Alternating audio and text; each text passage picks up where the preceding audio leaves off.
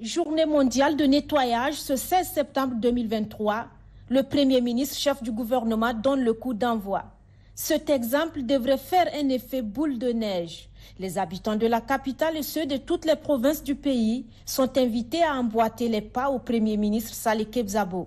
Organisé par l'association Let's Do It avec l'appui de la commune de N'Djamena, plusieurs membres du gouvernement et les proches collaborateurs du Premier ministre ont participé à cette action citoyenne. Un geste symbolique mais très significatif accompli par le chef du gouvernement Saleh Kebzabo pour interpeller chaque citoyen sur la nécessité de rendre salubre son environnement. Car la bonne santé commence par la propreté autour de soi.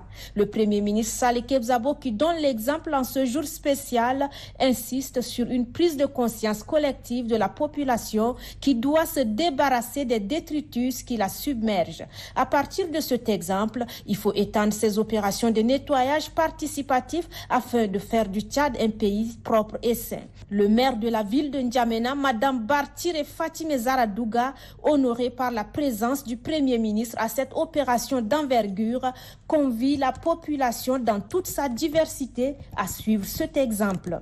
On doit rendre notre vie propre.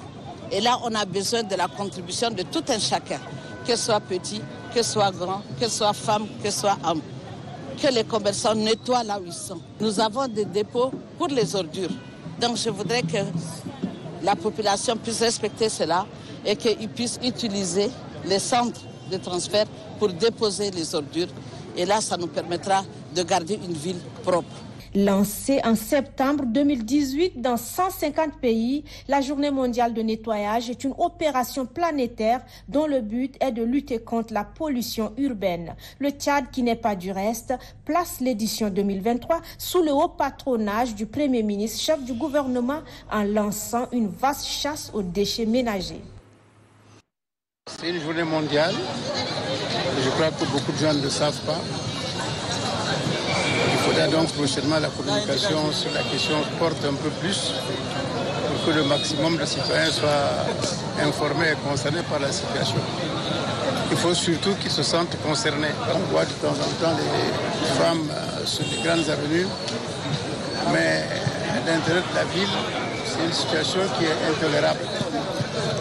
Et donc je crois que si, pour une journée comme celle d'aujourd'hui, chaque citoyen de N'Djamena, chaque citoyen des grandes villes se sentait concerné et participait effectivement à l'opération qui a lieu en ce moment, je pense que ce serait positif.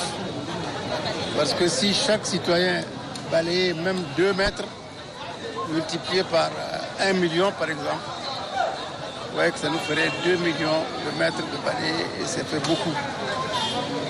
Il ne s'agit pas de venir massivement faire une opération sans objectif et sans finalité. Il s'agit d'être engagé. Il s'agit de suivre nos autorités communales.